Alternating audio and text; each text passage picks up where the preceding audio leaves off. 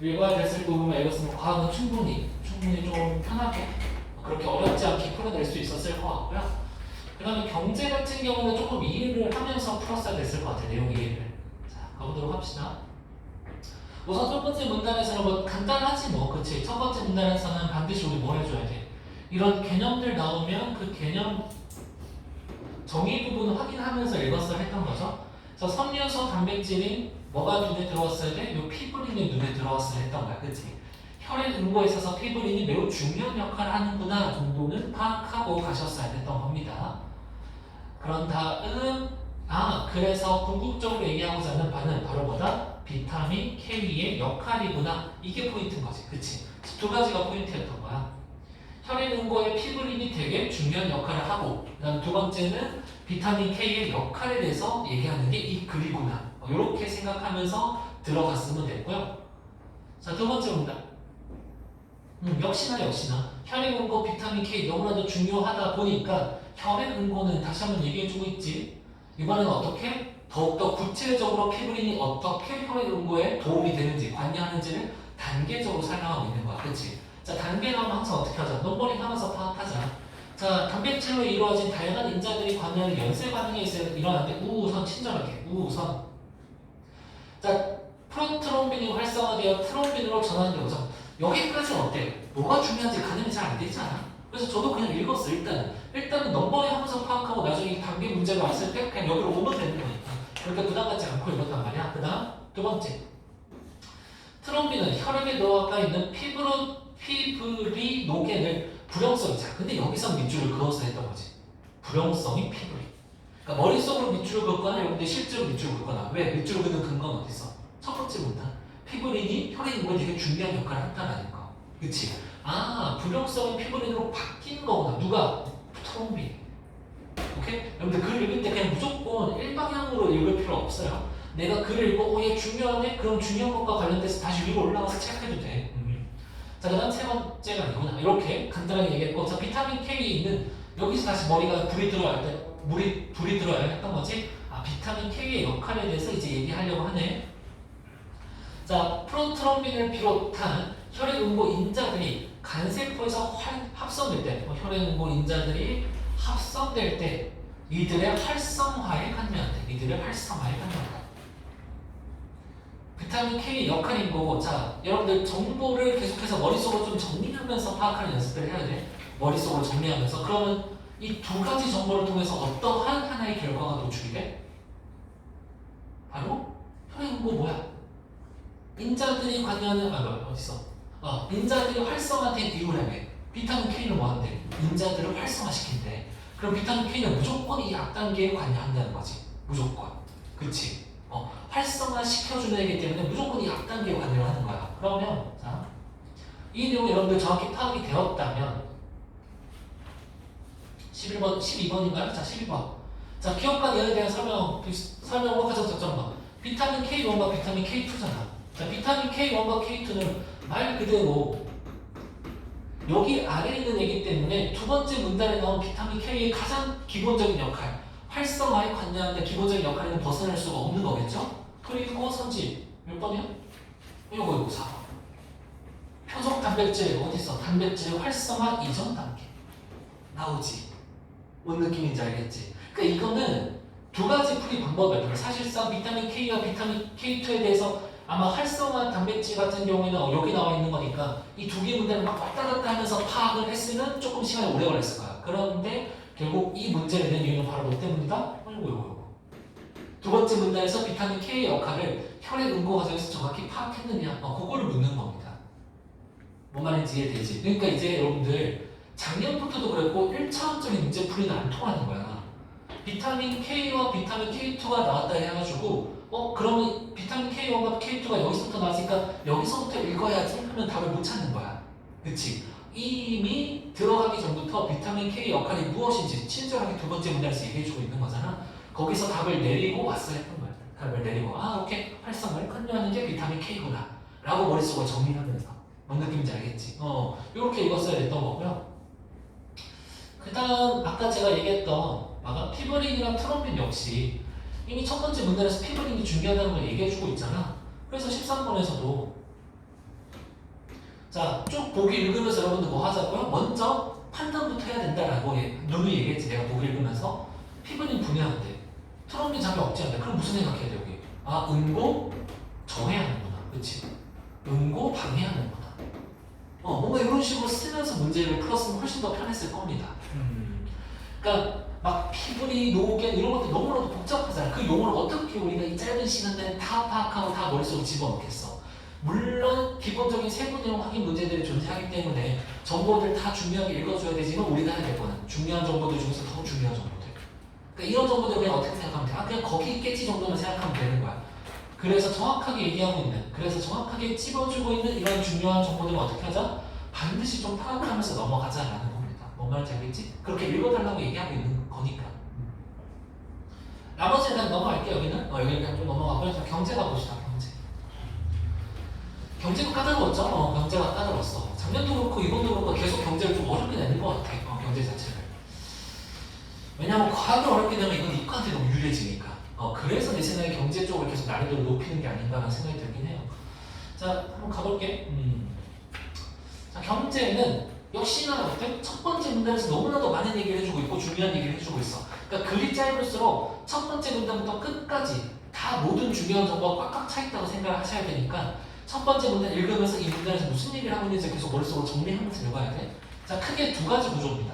그리고 그렇게 머리에 내용 정리를 도와주는 게 바로 우리가 예전에 제가 했던 문제 해결 구조니 그런 구조를 활용을 해야지만 머릿속에서 내용이 좀 정리가 되는 거야, 편안하게. 자, 어디니? 있어. 이거 사건의 효과. 자, 요거 얘기하려고 하는 거죠, 사건의 효과. 자, 사건의 효과 원래 기본적으로 이론상은 어때? 사건 전후의 결과를 비교하는 거야. 그런데 자, 문제 정리야. 가상의 결과는 관측할 수 없으므로 요거 문제지? 그랬다는 해결 방법. 물론 이렇게 체크하면서 읽으라는 거 아니야? 자, 실제로는 사건을 경험한 표본들로 구성된 시행 집단의 결과. 자, 시행 집단 누구라고요? 사건을 경험한 애들이야. 그리고 사건을 경험하지 않은 비교 집단의 결과를 뭐 하자? 비교해서 평가하자. 이게 이제 해결 방법이지. 그러니까 문제가 사실 이 글은 두 개가 제시가 돼 있는 거야. 오케이? 자, 이론적으로 가능한데 현실에서 불가능한 이런 식으로 하겠다는 거고. 자, 두 번째 문제는 바로 뭐냐? 따라서 가장 중요한 건 바로 뭐다? 두 집단을 구성하는 게. 차이가 날 이유가 없는 두 집단을 구성하는 이게 바로 뭐죠? 이게 바로 또 과제지? 우리가 해결해야 될 과제야. 자, 그래서 이를 위해서는 두 집단의 표본이 임의로 배정되도록 사건을 설계하는 시험적 과ben 역시나 여기서 뭐하고 있어? 이상적이다라고 얘기하고 있지. 그럼 무슨 얘기 나오겠어? 현실에서 또 어렵다는 얘기 나올 거 아니야? 자, 그러나 사람을 표본으로 하거나 사회 문제를 다룰 때는 이 방법을 적용할 수는 없는 경우가 많더라. 문제. 자, 봐봐. 이 해결 방법에 따라서 뭐가 끌려 나온 거야? 이중차 문법이 끌려 나온 거죠. 그쵸? 이 해결 방법에 따른 구체적인 방법이 이중차 문법입니다. 그래서 이중차 문법은 바로 뭐다? 시행 집단에서 일어난 변화에서 비교 집단에서 일어난 변화를 뺀 값을 사건의 효과라고 한다. 자, 그럼에도 불구하고 아직 여전히 뭐가 해결이 안 됐어요? 이 문제가 해결이 안 됐어. 시행 집단과 비교 집단을 어떻게 구성할 것인가? 자, 그것을 해결하고 있는 방법이 바로 뭐야? 그것을 해결하고 있는 방법이 바로 요거죠. 평행 추세 과정. 이게 해결인 거야. 그러니까 당연히 여러분들은 이중차 문법이랑 평행 추세가 중요하다고 생각을 하면서 읽었을 거예요. 당연히. 그런데 훨씬 더 어떻게 하죠? 머릿속에 더 확실하게 때려 넣자고.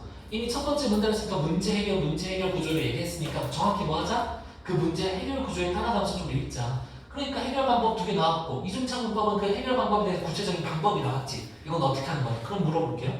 평행 추세 과정에 대한 구체적인 방법이 나왔어? 안 나왔어. 어디서 나? 맨 마지막 문단에 나와. 그래서 여러분들 이 정보가 중요하다는 걸 머릿속에 확실히 각인시키고 가자는 거야. 그래야지만 마지막 문단의 정보를 어떻게 확실하게 챙길 수 있거든. 아, 여기서 평행 추세가 다시 나오는구나. 자, 마지막 문단. 자, 여러 비교 집단을 구성하여 각각의 이중차 문법을 적용한 평가 결과와 같음을 확인하면 돼. 자, 비교 집단을 구성하여 각각의 이중차 문법을 적용한 평가 결과와 같음을 확인하면 평행 추세와 가정이 충족된다. 그러니까 사실상 얘는 두 번째 문단 바로 이어서 나왔어야 했던 문단인 겁니다. 근데 마지막 문단을 뺀 거야. 왜? 여러분들 그 16번인가요? 뒤에 문제 틀리라고. 자, 그다음 두 번째. 시행 집단과 여러 특성에서 표본의 통계적 유사성이 높은 비교 집단을 구성을 하래. 자, 두 개 정도를 우리가 뽑아냈어. 평행 추세와 관련해서. 자, 16번. 봐봐요, 여러분. 5번 봐볼게, 5번. 자, 비교 집단을 K주 식당들로 택하든 P주 고인구 식당들로 택하든 간에 자, 이거 다 지금 비교 집단인 거예요. 그쵸? 왜냐하면 보기 내용에 따르면 자, 비교 집단은 뭐 해야 돼? 사건에 영향을 받은 애들이 아니어야 되는 거야. 그치? 사건에 영향을 받지 않은 애들이어야지만 비교 집단이 될 수 있는데 K주 올리지 않았다 그러죠? 그리고 여기 있다. P주 고인구 식당들 역시 상승하지 않았다 그러죠. 그러니까 사건에 영향을 받지 않은 애들인 거지. 그래서 얘네들이 이제 비교 집단 후보글이 되는 거야. 비교 집단이 가능한 애들인데 자, 아까 뭐라고 했어? 택하든 뭐가 택하든 자, 변화가 동일하다는 사실. 아까 우리 뭐라고 했어요? 각각 자, 비교 집단을 여러 개 설정한 다음에 각각의 이중차 분법으로 적용하고 그 결과가 같으면 된다고 했지. 그럼 봐봐. 둘이 변화가 어때? 똑같잖아. 그러면 이중차 분법을 뭐 적용하면 당연히 그 결과가 또 똑같겠지. 그래서 평행 추세 과정을 만족시킨다는 거야. 마지막 문단에 나와 있는 내용인 거죠. 그렇죠? 5번이 또 있어. 여기. 자, 2번 선지. 자, 통계적 유사성이 높을수록 이것도 어디서 마지막 문단에서 봤잖아. 그러니까 만약 여러분들 문제를 풀 때 모든 선지에서 100% 내가 완벽하게 이해하고 풀면 너무나도 좋겠지만 실전에서는 막 시간적 압박감, 스트레스 때문에 그게 안 될 거야, 잘. 그러면 어떻게 해야 돼? 반드시 본문에서 핵심적인 키워드 가지고서 선지랑 연결이 돼야 되는데 이런 것들. 그럼 보면 얘네들은 뭐야? 그냥 맞는 거야, 일단. 그치? 맞을 수밖에 없는 애들인 거잖아. 그러면 나머지 3개 중에서 여러분들이 긴가민가한 게 있으면 이제 거기서 골라내면 되는 거야. 훨씬 더 이렇게 폭이 좋아지고 확률이 높아지고 있는 거야. 자, 거기에다가 또 있어. 본문이 주고 있는 정보들이. 그러니까 사실상 결국 내용적인 문제들인 거야. 넓게 보면. 자, 우리 요거 바로 다음 위에입니다. 자, 봐봐요. 자, 일단 요거는 이따가 볼 거고 지금 이 부분. 자, 통계적 유사성을 높이려고 시행 이전. 자, 결국 통계적 유사성을 높이려고 이게 결국 뭐라고? 또 문제인 거야. 계속 문제 해결 구조인 거지. 그러니까 이렇게 좀 구조를 잡아줘야지만 여러분들 머릿속에 훨씬 더 정보가 각인이 되고 오래 남는다는 겁니다. 사건 이전 시기 시행 집단을 비교 집단으로 설정하는 것이 평행 추세 가정의 충족을 보장하는 것은 아니다. 그러니까 이건 뭐래? 잘못된 방법이래. 자, 예컨대 예시 나오죠? 제가 예시 나올 때는 항상 무슨 얘기해? 예시 속에서 새로운 정보 나오면 그거 꼭 체크하자 그러잖아. 그치? 고용처럼 경기 변동에 민감한 변화래. 그러면 집단 간 표본의 통계적 유사성보다 변화 발생의 동시성이 어때? 더 중요하대. 이거는 지금 예시에 없는, 그러니까 예시 말고 다른 부분에서 없었던 정보잖아. 예시에서 추가적으로 정보를 제공하고 있는 거죠. 자, 이걸 제대로 읽어야지만 우리 보기 보장하자. 무슨 생각하겠어? 보기 보장하자. 이거 뭐에 대한 거야? 고용에 대한 거잖아. 고용. 그럼 아까 그 예컨대 예시와 관련된 내용인데 그게 바로 매칭이 되는 거고, 그러면 예시 속에서 뭐가 중요하다고? 전후 관계가 아니라 뭐가 중요하다? 동시성이 중요하다고. 동시성이. 그치? 그러면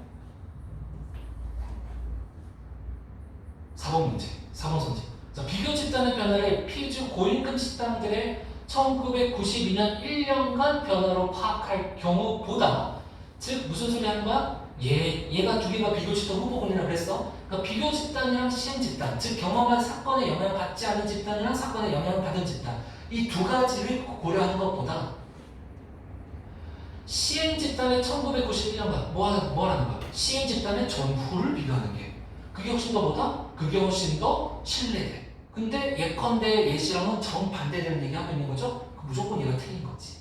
그치? 4번이 그래서 정답인 거야.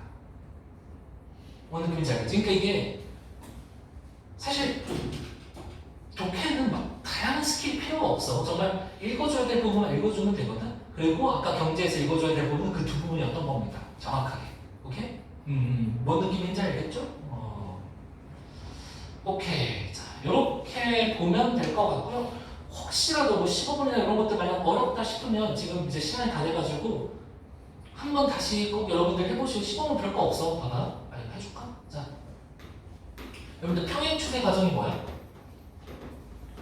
평행 추세 과정이 사건이 만약 일어나지 않는다면 시행 집단이나 비교 집단이나 유사한 크기의 변화가 있을 거라는 거잖아. 그치? 자, 그런 다음에 비교 집단은 사건의 영향을 받지 않는 집단이야? 시행 집단은 사건의 영향을 받는 집단이야? 그래서 시행 집단이 이만큼, 이게 바로 사건에 의해서 영향을 받은 거니까 시행 집단의 변화와 비교 집단의 변화를 빼면 당연히 어떻겠어? 당연히 이 사건의 효과가 나타날 거 아니야. 설사 비교 집단이 조금 변화하더라도 그건 사건에 의해서 영향을 받은 게 아닐 테니까. 뭔 느낌인지 알겠지? 이게 바로 이제 평행 추세 과정인 거고, 그에 따른 이중차 분법을 적용하자라는 거야. 자, 그런데 여기에 따르면 어떤 노동자 교육 프로그램의 고용 증가 효과를 평가할 때, 자, 일자리가 급격히 줄어드는 상업에 종사하는 노동자의 비중이 뭐에 더 많대? 시행 집단이 더 많대. 그러면 그러면 자, 결국 사건이 일어나지 않을 때, 여기 이제 사건이 일어나지 않는 시기잖아. 그러면 그냥 이거 단순하게 그냥 표현할게. 뭐 고용이 능가, 뭐 플러스 음이냐 양이냐 이런 것도 안 따지고 일단, 자, 무조건 시행 집단이 비교 집단보다 어떻게 되겠어? 고용 증가 효과가, 이렇게 얘기해줘야겠구나. 고용 증가 효과가 비교 집단보다 무조건 적을 거 아니야. 그치? 봐봐. 자, 시행 집단 100명 뽑고 있어요. 비교 집단도 100명 뽑고 있어. 근데 얘는 90명이 빠져나가. 얘는 50명만 빠져나가. 그럼 당연히 고용 증가 효과가 얘가 적을 거 아니야. 그치? 얘가 더 많이 빠져나간다는 사람이. 그러니까 얘가 더 적을 거라고. 더 적을 거라고. 그러면 생각해봐.